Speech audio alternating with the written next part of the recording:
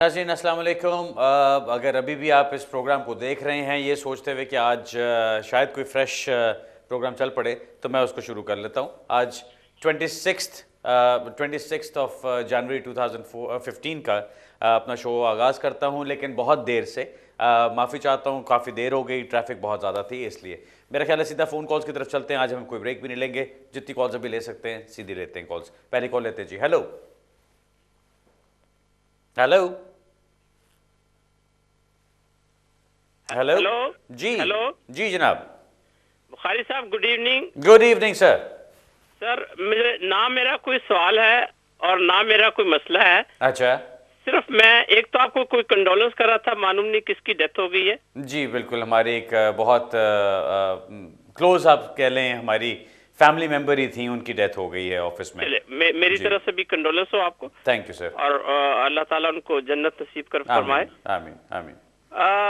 बात यह है कि मैं सिर्फ आपकी ये तारीफ करना चाहता हूँ, आप कॉलें बहुत कम लेते हैं।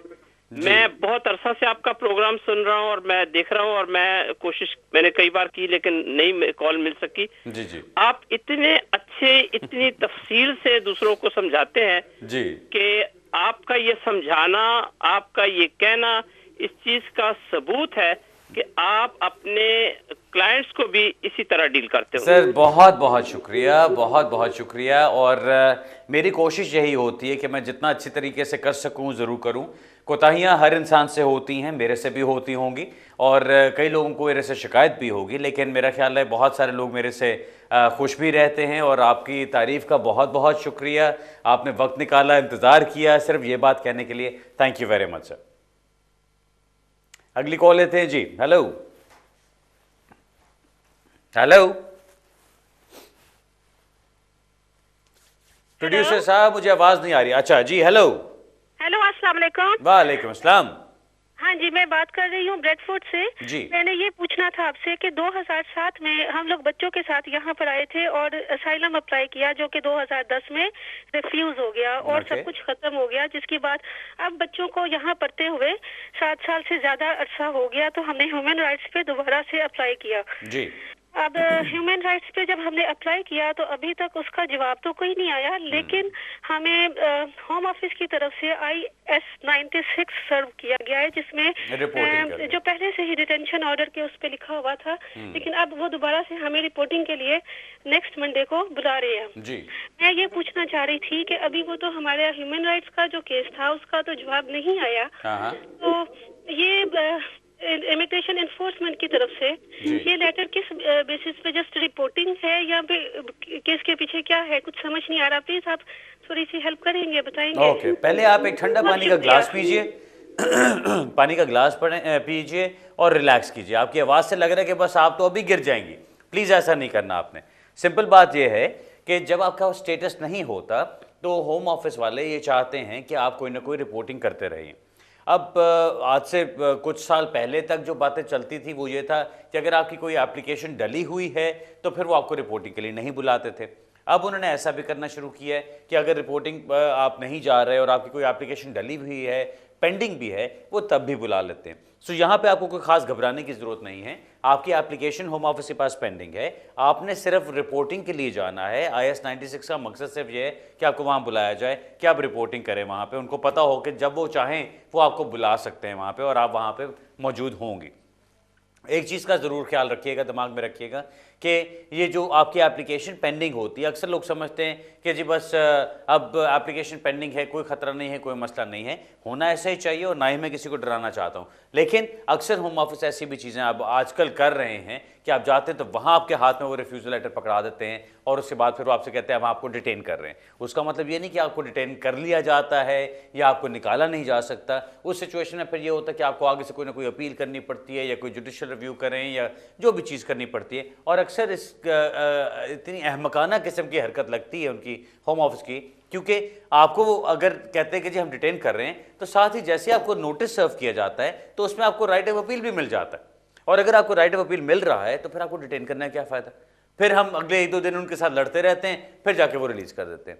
सो ये चीज़ें ऐसी कि इसमें घबराने वाली अभी बात नहीं है। आपकी एप्लीकेशन डली हुई है, बच्चे आपके साथ थे जब आप आए यहाँ पे 2007 में, बच्चे आपके 7 साल से ज़्यादा यहाँ पे गुजार चुके हैं।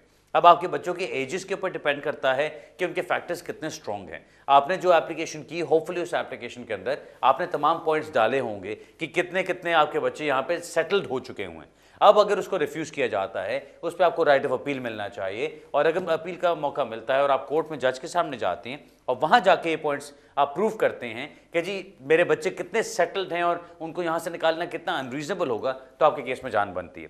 मैंने एक पहले भी केस का जिक्र किया हुआ है, ओगन डीमू नाम का केस है उसके अंदर ये चीज़ भी कही गई है, और बल्कि YM नाइजीरिया भी एक और केस था, उसके अंदर भी ये चीज़ कही गई है कि बच्चों की एजेस देखें। एक वो है सिचुएशन जहाँ पे एक बच्चा जहाँ पैदा होता है और 7 साल गुजारता है, अब उसको कहा जाता है कि जी पहले 3-4 साल तो उसको कुछ खास होश नहीं होगी, उसने घर पे ही गुजारे होंगे। एक वो बच्चा है जो 4 साल का था, 5 साल का था जब वो इस मुल्क में दाखिल होता है, और उसके बाद अगर वो 7 साल गुजारता है तो उसने होश के सारे 7 साल गुजारे हैं, तो वो ज़्यादा उस चीज़ को एब्जॉर्ब करता है। सो ये दोनों फैक्टर्स बड़े इंपॉर्टेंट होते हैं। आपके केस में जो कुछ भी है उसके मुताबिक आपको डिसीजन आएगा। अगर डिसीजन आपको लगता है कि गलत है, आपकी मर्जी का नहीं है, आप उसको चैलेंज करना चाहते हैं, तो फिर उसको प्रॉपर्ली चैलेंज जरूर कीजिएगा, छोड़िएगा नहीं रास्ते में। ऑलराइट जी, बेस्ट ऑफ लक। अगले सवाल लेते हैं जी। हेलो, अस्सलाम वालेकुम। वालेकुम सलाम जी। मेरा क्वेश्चन ये था कि मेरी फैमिली यहाँ पे इस वक्त इंडेफिनिट लीव टू रिमेन पे है, हमारा स्टेटस है इस वक्त, और हम अभी नेशनलाइजेशन के लिए अप्लाई करना चाह रहे थे। मेरे 2 बेटे हैं जी, और मैं सिर्फ ये पूछना चाहता था कि क्या मैं अपने एप्लीकेशन के साथ ही नेशनलाइजेशन के लिए अप्लाई करूँ? वो दोनों इंडेफिनिट मिलने से पहले बोर्न हुए थे यहाँ पे, या ऐसे हो सकता है कि उनकी डायरेक्ट मुझे पासपोर्ट मिल सकता है या नहीं मिल सकता? ओके, चलो मैं बताता हूँ जी। अच्छा कि आपने नेचुरलाइजेशन का सवाल पूछा, मैं आज इसके ऊपर कुछ और भी बात करना चाहता था अगर मैं अपना प्रोग्राम टाइम पे शुरू कर लेता, लेकिन मैं थोड़ा मेंशन करता चाहता हूँ। पहले आपके सवाल का जवाब, आपने कहा कि जी नेचुरलाइजेशन इकट्ठे अप्लाई की जाए कि अलग-अलग किया जाए। आपके बच्चे यहाँ पैदा हुए आपके इंडेफिनिट लीव मिलने से पहले, आप जब अप्लाई करते हैं अपनी इंडेफिनिट लीव जब आपको मिल जाती है, जो बच्चे इस मुल्क में पैदा हुए होते हैं उनको आप रजिस्टर करा सकते हैं एज ब्रिटिश नेशनल्स। अब यहाँ पे कुछ कमाल की हकाइक सामने आ रहे हैं जो मैं अभी शेयर करता हूँ आपके साथ। आपके सवाल का जो फाइनल जवाब है वो सिर्फ उसका सिंपल पार्ट ये है जो आपने कहा कि डायरेक्टली पासपोर्ट मिल सकता है कि नहीं, डायरेक्टली पासपोर्ट नहीं मिलता। डायरेक्टली पासपोर्ट सिर्फ तब मिलता है अगर आपके बच्चे बाय बर्थ ब्रिटिश नेशनल्स होते हैं। सो बाय ऑपरेशन ऑफ लॉ अगर वो ब्रिटिश नेशनल्स हैं तो फिर आप डायरेक्टली उनके बर्थ सर्टिफिकेट के साथ ब्रिटिश पासपोर्ट के लिए अप्लाई करते हैं। वो चीज़ आपके केस में नहीं होगी। आपको पहले बच्चों को रजिस्टर कराना होगा ब्रिटिश नेशनल्स के तौर पर, वो जब रजिस्टर हो जाते हैं उसके बाद आप पासपोर्ट के लिए अप्लाई करते हैं। अब यहाँ पे मैं वो पॉइंट जो मेंशन करना चाहता था दिसंबर में, ये दिसंबर 2014 में होम ऑफिस के गाइडलाइंस नई शाया की गई हैं जो कि नेचुरलाइजेशन केसेस के लिए शाया की गई हैं और रजिस्ट्रेशन केसेस के लिए भी। और कमाल की चीज़ है, आज वो फ्री मूवमेंट के ब्लॉग पे भी था ये कि 450 के करीब ऐसी एप्लीकेशंस हैं जहां पे बच्चे जो कि 18 साल से कम उम्र के हैं उनको रिफ्यूज़ किया गया है on the basis of bad character. कमाल की खबर है, इसको अगर आप गौर से समझे तो। अब जो बच्चा 18 साल से कम है उसका बैड कैरेक्टर क्या होगा? हाँ ठीक है, उसने कोई क्रिमिनल ऑफेंस किया है, जेल जाकर आया है, तो वो तो और बात बनती है। लेकिन अगर एक बच्चे ने वो चीज़ नहीं की तो आप उसके अंदर कैसे उसको घसीट सकते हैं? अब मेरे सामने ये चीज़ किस तरह आई, अभी मैं जब बर्मिंघम में था पिछले हफ्ते, वहाँ पे अपॉइंटमेंट्स कर रहा था, तो वहाँ पे एक खातून एक केस लेकर आई मेरे पास। अब उनकी नेचुरलाइजेशन बनती थी, उन्होंने पूरा अपना एक वर्क परमिट रिलेटेड कैटेगरी के अंदर 5 साल कंप्लीट किए। वो 5 साल कंप्लीट करने के बाद उनकी इंडेफिनिट लीव आई, उनको इंडेफिनिट लीव मिली। इंडेफिनिट लीव मिलने के 1 साल तक उन्होंने इंतजार किया। इंग्लिश लैंग्वेज टेस्ट का कोई मसला नहीं, life in the UK test का कोई मसला नहीं, उनकी एब्सेंसेस ज़्यादा नहीं थी, सब कुछ बिल्कुल ठीक। 5 साल लीगली गुजारे, 1 साल इंडेफिनिट लीव के बाद इंतजार किया और नेचुरलाइजेशन के लिए अप्लाई कर दिया। अब उनको रिफ्यूज़ कर दिया गया ये कह के कि अब हमारा लॉ ये कहता है कि आपने आज से 10 साल पहले तक आपका कॉन्डक्ट देखना है। उस 10 साल के अंदर अगर हमें कहीं नजर आता है कि आपने हमारे रूल्स को ब्रीच किया या आपके ऊपर जो कंडीशंस लगाई गई उनको आपने ब्रीच किया, तो उस ब्रीच की वजह से आपका कैरेक्टर ठीक नहीं है और आप गुड कैरेक्टर रिक्वायरमेंट को फेल करेंगे और इसलिए आपकी नेचुरलाइजेशन एप्लीकेशन रिफ्यूज कर दी जाएगी। अब इन खातून के केस में आज से कोई 7-8 साल पहले उनको कहीं पे स्टूडेंट वीज़ा के अंदर उनको 20 घंटे काम करना अलाउड था और वो उनको किसी ने कह दिया कि नहीं जी छुट्टियां हैं या कुछ भी है, आप फुल टाइम काम कर सकती हैं। उन्होंने फुल टाइम काम किया 2-3 महीने, और जब वो एयरपोर्ट पे आई तो उनको पूछा गया तो उन्होंने कहा हाँ मैं फुल टाइम काम कर रही हूँ। तो वहाँ पे उनको ये कह के रिफ्यूज़ कर दिया गया और उनकी लीव कर्टेल कर दी गई कि आपने इन ब्रीच काम किया है।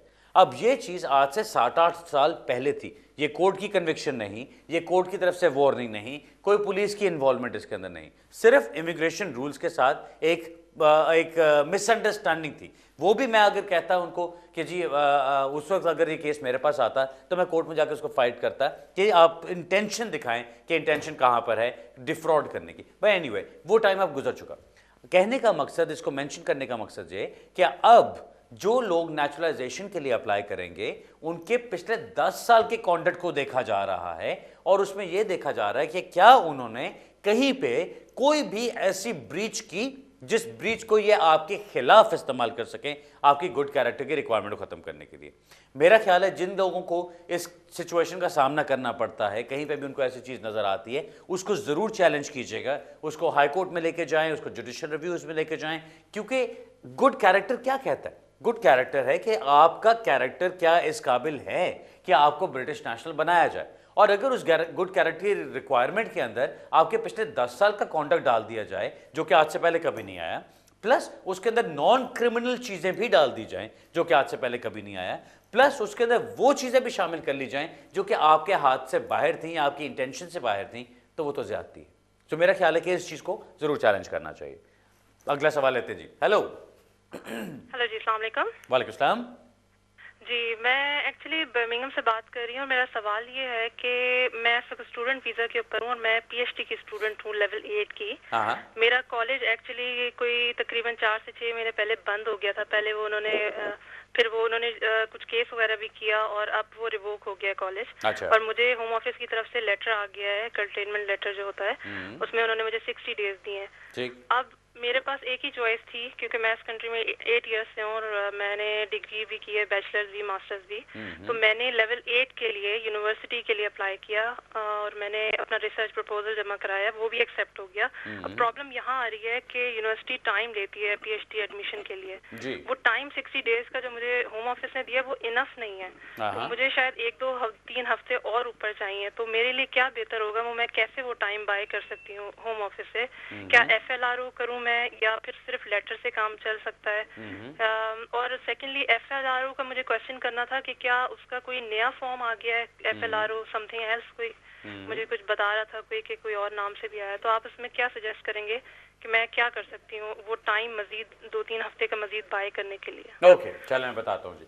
सबसे पहली चीज़ तो आपने लेटर की तो बिल्कुल बात नहीं करनी कि सिर्फ लेटर लिख के वो टाइम हो जाएगा, बिकॉज कॉमन सेंस से आप यही सोचेंगे कि अच्छा अगर मैं एक रिक्वेस्ट करूं होम ऑफिस को कि जी मेरा टाइम थोड़ा सा एक्सटेंड कर दो तो कोई कौन सा मसला होना चाहिए। लेकिन unfortunately home office common sense के साथ नहीं चलता।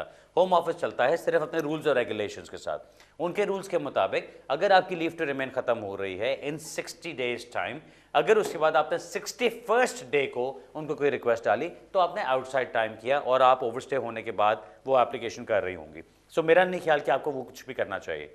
करनी आपको ब्रिजिंग एप्लीकेशन ही चाहिए। ये ब्रिजिंग एप्लीकेशन आप फॉर्म FLRO के ऊपर कर सकती हैं। दूसरे फॉर्म की जिसकी आप बात कर रही हैं, जिसका आप जिक्र कर रही हैं, वो फॉर्म FLR-FP है। मैं तो इसको समझता हूँ कि फैमिली एंड प्राइवेट लाइफ के बारे में है। अब आप इसको जो भी और नाम दे दें, लेकिन FLR-FP फॉर्म जो होता है वो वहाँ पे इस्तेमाल किया जाता है जहाँ आप ह्यूमन राइट्स की कोई एप्लीकेशन डाल रही हो। ठीक, FLRO जो है वो अभी भी वो पुरानी कैटेगरी के अंदर आता है कि अगर आपकी एप्लीकेशन उस जो आप पॉइंट्स कहना चाह रही हैं वो किसी और एप्लीकेशन के अंदर कवर्ड नहीं है तो फिर आप FLRO कर सकती हैं।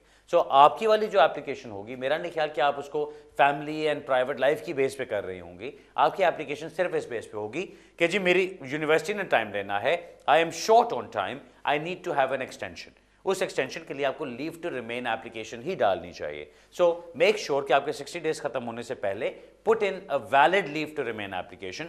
एक्सप्लेन करें उसके अंदर सारा कुछ आप जो करना चाहती हैं, कॉलेज के यूनिवर्सिटी के लेटर्स हाथ लगाएं, उसमें बताइए कि आप ये चीज़ जो करने जा रही हैं आपकी करियर का एक बहुत इंपॉर्टेंट हिस्सा है और उस चीज़ को आप लेट गो नहीं कर सकते, आप छोड़ नहीं सकते उस चीज़ को, और इस चीज़ को आप अपने करियर के साथ आगे अपने एकेडमिक करियर के अंदर कंप्लीट करना चाहती हैं। उसकी जो सारी डिटेल्स हैं, जो सारी रिक्वायरमेंट्स हैं, वो अपने साथ लगानी है। अपनी FLRO एप्लीकेशन कीजिए whilst your application is pending, क्योंकि एप्लीकेशन का भी टाइम लगता है। तकरीबन 3 हफ्ते से 4 हफ्ते के अंदर आपको बायोमेट्रिक का लेटर आता है। वो जब आपको लेटर आएगा उसके बाद आपने बायोमेट्रिक्स करने होते हैं और उसके 1-1.5 महीने के अंदर आपका फैसला किया जाता है। सो इसमें आपने जो चीज़ करनी है, वाइल्स योर एप्लीकेशन इज पेंडिंग, अगर आपको अपनी यूनिवर्सिटी की तरफ से सारे डॉक्यूमेंटेशन मिल जाती है जिसके ऊपर आप अप्लाई करना चाहती हैं, तो फिर आप होम ऑफिस को रिक्वेस्ट कर सकती हैं कि मेरी पेंडिंग एप्लीकेशन को मैं वेरी करना चाहती हूं, उसकी वेरिएशन कर दीजिए, जिसमें आप उसको स्टूडेंट वीज़ा की एप्लीकेशन के अंदर चेंज कर लेती हैं। There you can ask them कि जी अब आप मुझे फॉर्म भेजें जो आप दूसरा फॉर्म चाहते हैं मैं फिलअप करूं, आप मुझे वो बताएं डॉक्यूमेंट्स जो मैं आपको और भेजूं, आप मुझे बताएं कोई फीस मैंने और जमा करानी है। तो वो सब कुछ जब आप करती हैं, आपकी एप्लीकेशन का डिसीजन होने से पहले तो आप उसको वेरिएशन करवा सकती हैं। उस वेरिएशन में फिर आपको फ़ायदा हो सकता है, क्योंकि आपका अगर कैश लेटर वगैरह सब कुछ साथ लगा होगा तो उस एप्लीकेशन को वो डिसाइड करेंगे एज अ स्टूडेंट, यानी as a tier 4 application rather than जो आपने ओरिजिनल FLRO एप्लीकेशन की होगी। ऑलराइट जी, I hope that helps. It's a little bit technical, लेकिन मैं आपको यही कहूँगा कि या तो किसी वकील के पास जाएं जो इस चीज़ को समझता हो। ऑफ कोर्स मैं तो थोड़ा बहुत जानता ही हूँ इसके बारे में, मेरे पास आना चाहें तो I will be happy to help you. Alright जी, नाज़रीन अनफॉर्चुनेटली मैंने जिस तरह शुरू में कहा था कि मेरे प्रोग्राम का आज टाइम बहुत कम है, बहुत देर हो गई थी मैं ट्रैफिक में आते हुए। मेरा ईमेल एड्रेस आपकी स्क्रीन के ऊपर आ रहा होगा, अगर आप मुझसे रब्ता करना चाहते हैं, आपको मालूम है कि आप हमें ईमेल कर सकते हैं और मेरी पूरी कोशिश होती है कि हम ज़रूर जवाब दें। इस हफ्ते का क्विकली मैं शेड्यूल बताता चलूँ। इस मंडे जो आज गुजर गया वो तो हमारा फिंचली हेड ऑफिस में था। कल गैंडसेल ऑफिस में इल्फर्ट में मुलाकात होगी लोगों से। वेंसडे को इंशाल्लाह साउथ हॉल में मुलाकात होगी, साउथ हॉल ऑफिस में, और थर्सडे को इंशाल्लाह मैनचेस्टर का प्रोग्राम है, सो मैनचेस्टर में मुलाकात होगी। फ्राइडे को वापस अपने फिंचली हेड ऑफिस में होंगे और इंशाल्लाह अगले हफ्ते शाम को, मैं ये नहीं कहूँगा इसी वक्त क्योंकि आज तो बहुत लेट हो गया था, लेकिन अगले हफ्ते इंशाल्लाह शाम 6 बजे आपसे इसी जगह पे मुलाकात होगी। तब तक के लिए इजाज़त चाहता हूँ, अपनी नेक दुआओं में और ख्वाहिशात में याद रखिएगा। अगले हफ्ते दोबारा मिलेंगे, तब तक के लिए खुदा हाफिज़ एंड गुड इवनिंग।